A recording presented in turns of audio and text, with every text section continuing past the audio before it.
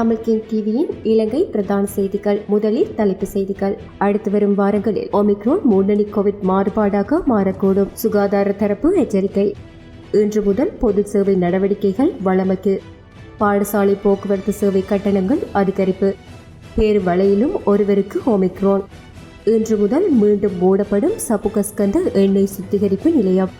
900 million அமெரிக்க டாலர்களை கடனாக வழங்கவுள்ள India. முட்டை கோழி இறைச்சி விலைகளில் வீழ்ச்சி. சவப்பெட்டிக்குள் நாட்டை தள்ளி அரசு இறுதி ஆணியை அடிப்பதற்கு தயாராகிறது, சஜித் கடும் காட்டம். ஆன்லைன் விளையாட்டின் விபரீதம், குழந்தைகள் உட்பட மொத்த குடும்பமும் பலி.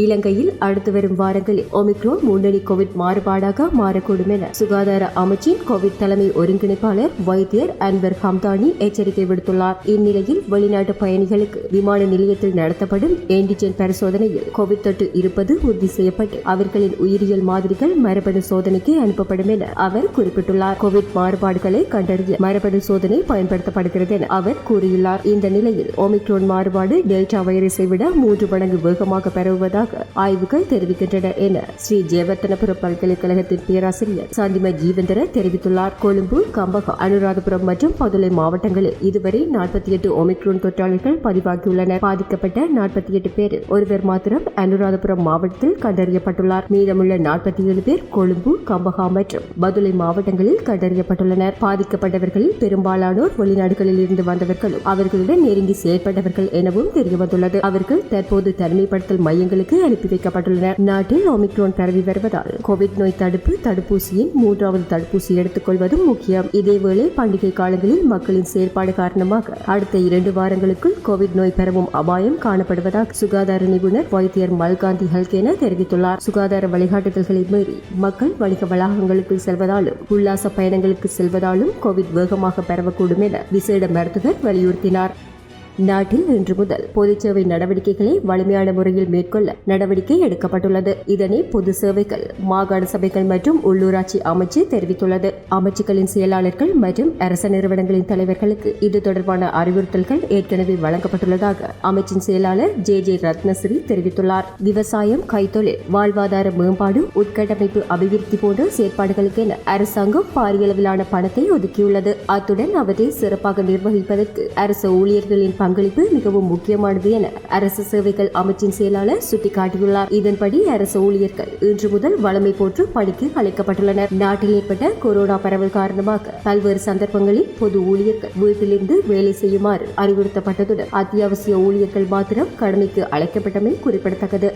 பாடசாலை போக்குவரத்து சேவைக்கான கட்டணத்தை 20% இன்று முதல் உயர்த்துவதற்கு தீர்மானித்துள்ளதாக அகில இலங்கை மாகாண பாடசாலை போக்குவரத்து சேவை சங்கம் தெரிவித்துள்ளது. எரிபொருள் மற்றும் வாகன உதிரி பாகங்களின் விலை அதிகரித்துள்ள நிலையில் தமக்கான எந்தவித நிவாரணங்களையும் அரசாங்கம் இதுவரை வழங்கவில்லை என அந்த சங்கத்தின் தலைவர் ருவன் பிரசாத் தெரிவித்துள்ளார். குறைந்த விலையில் போக்குவரத்து சேவையில் ஈடுபடுவதால் பாரிய நட்டத்தினை எதிர்நோக்க வேண்டிய நிலை ஏற்பட்டுள்ளது. இது தொடர்பில் அரசாங்கத்திற்கு முன்னதாகவே தெளிவுபடுத்தியிருந்த போதிலும் அது குறித்து எந்த தீர்மானங்களையும் மேற்கொள்ளவில்லை.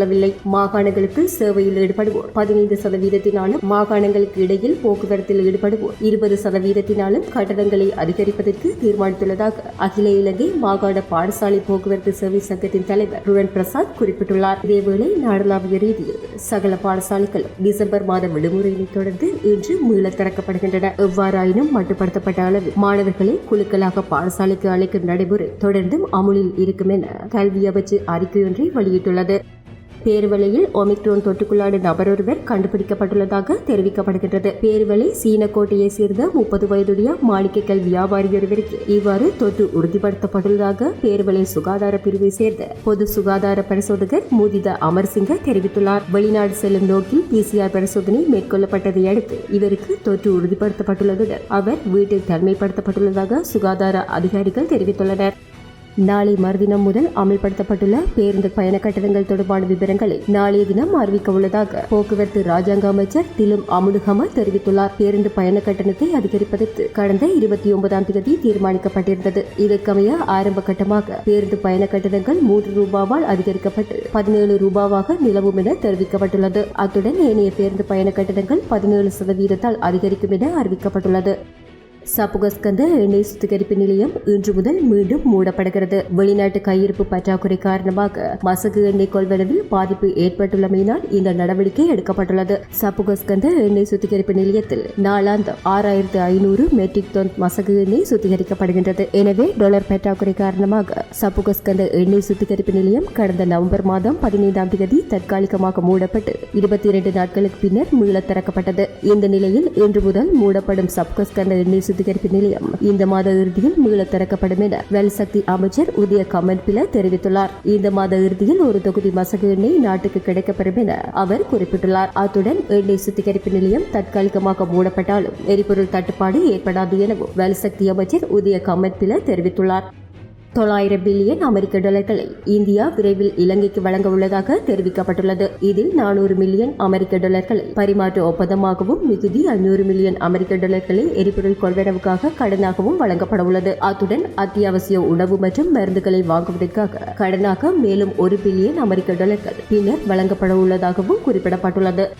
கடந்த பண்டிகை காலத்தில் கடுமையாக உயர்ந்து வந்த முட்டை மற்றும் கோழி இறைச்சியின் விலைகள் தற்போது குறைந்துள்ளன. 750 ரூபாவாக இருந்த 1 கிலோ கோழி இறைச்சி தற்போது 700 ரூபாவிலிருந்து 690 ரூபாவிற்கு விற்பனை செய்யப்படுவதாக கோழி பண்ணை உற்பத்தியாளர்கள் சங்கம் தெரிவித்துள்ளது. அதன்படி கோழி இறைச்சியின் விலை 50 முதல் 60 ரூபாய் வரை குறைக்கப்பட்டுள்ளது. இதேவேளை மூட்டை ஒன்றின் விலை 3 ரூபாவால் குறைக்கப்பட்டுள்ளதுடன் 26 ரூபாவாக இருந்த மூட்டை தற்போது 23 ரூபாவாக விற்பனை செய்யப்படுகிறது. இதேவேளை கம்பகம் மற்றும் அதனை சுற்றியுள்ள பகுதிகளில் மரக்கறிகளின் விலைகள் கடுமையாக அதிகரித்துள்ளன. குறிப்பாக 1 கிலோகிராம் பச்சை மிளகாய் 1000 ரூபாய் முதல் 1500 ரூபாய் வரை நேற்று விற்பனை செய்யப்பட்டுள்ளது. காய்கறிகளின் தட்டுப்பாட்டால் விலை அதிகரித்தாலும் வியாபாரிகள் தமது இஷ்டத்திற்கு விலையை அதிகரிப்பதாக நுகர்வோர் குற்றம் சுமத்துகின்றனர். சில விற்பனையாளர்கள் மரக்கறிகளில் விலையை காட்டாமல் விற்பனை செய்கின்றனர். கம்பகா மாவட்டத்தில் விலையை காட்டாமல் விற்பனை செய்வது தொடர்பில் உரிய அரச நிறுவனம் ஏன் செயற்படவில்லை என்பது தொடர்பில் அதிகாரிகள் கவனம் செலுத்த வேண்டும் என சில வர்த்தகர்களும் நுகர்வோரும் கோரிக்கை விடுத்துள்ளனர். நாட்டை சவப்பெட்டிக்குள் தள்ளி அரசாங்கம் கடைசி அணியை அடிப்பதற்கு ஆயத்தமாகிக் கொண்டிருக்கின்றது என எதிர்க்கட்சி தலைவர் சஜித் பிரேமதாச தெரிவித்துள்ளார். மறுபுறம் மத்திய வங்கியின் ஆளுநர் அஜித் நிவாட் ஹெப்ரால் நாட்டையும் மக்களையும் மயானத்தை நோக்கி அழைத்து செல்வதற்கான பாதைகளை துரிதமாக தயார்படுத்திக் கொண்டிருக்கிறார் எனவும் அவர் குறிப்பிட்டுள்ளார். தற்போதைய அரசாங்கம் எதில் வெற்றியடைந்திருக்கின்றது? அடுப்பு எரிப்பதற்கு பயன்படுத்துகின்ற விறகு இப்போது பல்பொருள் அங்காடியில் விற்பனை செய்யப்படுகிறது எனவும் சஜித் சுட்டிக்காட்டியுள்ளார். உலக உணவு திட்டத்தின் ஊடாக சுமார் 5.5 மில்லியன் அமெரிக்க டாலர் பெறுமதியான உதவிகளை ரஷ்யா இலங்கைக்கு வழங்கியுள்ளது. பாடசாலை மட்ட போசாக்கு திட்டங்களுக்காக இந்த உதவித்தொகை பயன்படுத்தப்பட உள்ளது. இலங்கையில் நீடித்த நிலைக்கும் அபிவிருத்தியை ஏற்படுத்தும் நோக்கில் இவ்வாறு உதவிகள் வழங்கப்படுவதாக ரஷ்ய தூதரகம் அறிவித்துள்ளது. கடந்த ஆண்டு டிசம்பர் மாதம் 25ஆம் தேதி இந்த நிதி உலக உணவு திட்டத்தின் ஊடாக இலங்கைக்கு வழங்கப்பட்டுள்ளது என மேலும் தெரிவித்துள்ளது. சிவனொளி பாதமலைக்கு வந்த யாத்திரையொருவர் தனக்குத்தானே தீ வைத்துக் கொண்டுள்ளார். இச்சம்பவம் இன்று அதிகாலை 2 மணிக்கு நெல்லதனி நகரில் உள்ள தனியார் பேருந்து திறப்பிடத்தில் நிகழ்ந்துள்ளது என நெல்லதனி போலீஸ் நிலைய உயர் அதிகாரி தெரிவித்தார். குடும்ப தகராறு காரணமாக இச்சம்பவம் இடம்பெற்றுள்ளது. படுகாயமடைந்த நிலையில் அவர் 1990 காவு வண்டி மூலமாக மஸ்கலியா மாவட்ட வைத்தியசாலையில் அனுமதிக்கப்பட்டு மேலதிக சிகிச்சைக்காக டிகோயா கிழங்கன் ஆதார வைத்தியசாலைக்கு மாற்றப்பட்டுள்ளார். இதுகுறித்து நெல்லதனி போலீஸ் நிலைய அதிகாரிகள் விசாரணை நடத்தி வருகின்றனர்.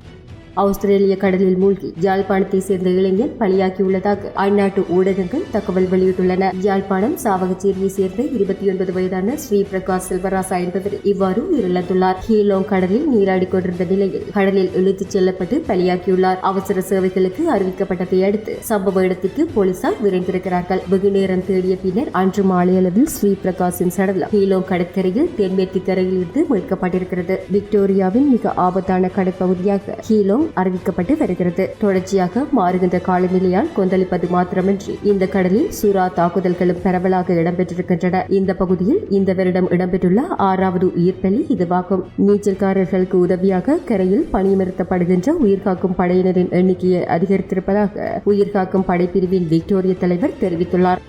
சென்னை பெருங்குடி பகுதியில் வங்கி அதிகாரியொருவர் தனது மனைவி பிள்ளைகளை கொன்றுவிட்டு தானும் தற்கொலை செய்துள்ளார். ஆன்லைனில் விளையாட்டில் பணத்தை இழந்தது இதற்கு காரணம் என போலீசாரின் விசாரணையில் தெரியவந்துள்ளது. இந்த நிலையில் தனது மனைவி மற்றும் 2 குழந்தைகளை கொன்றுவிட்டு அவரும் தற்கொலை செய்து கொண்டுள்ளார். இதுகுறித்து தகவல் அறிந்த காவல்துறையினர் சம்பவ இடத்திற்கு விரைந்து சென்று இறந்தவர்களின் சடலத்தை கைப்பற்றி பிரேத பரிசோதனைக்காக அரசு மருத்துவமனைக்கு அனுப்பி வைத்தனர். மேலும் இது தொடர்பாக காவல்துறையினர் நடத்திய விசாரணையில் ஆன்லைனில் விளையாட்டில் பணத்தை இழந்த காரணத்தில் தொல்லையினால் பலரிடம் கடன் வாங்கியதாக தெரிய வந்துள்ளது. இவ்வாறு கடன் தொல்லையால் மனைவி மற்றும் குழந்தைகளை கொன்றுவிட்டு வங்கி அதிகாரி தற்கொலை செய்து கொண்ட சம்பவம் அப்பகுதியில் பெரும் பரபரப்பை ஏற்படுத்தியுள்ளமை குறிப்பிடத்தக்கது. இத்துடன் தமிழ் கிங் டிவியின் இலங்கை பிரதான செய்திகள் நிறைவடைகின்றன. தொடர்ந்தும் தமிழ் கிங் டிவியோடு இணைந்திருங்கள். நன்றி.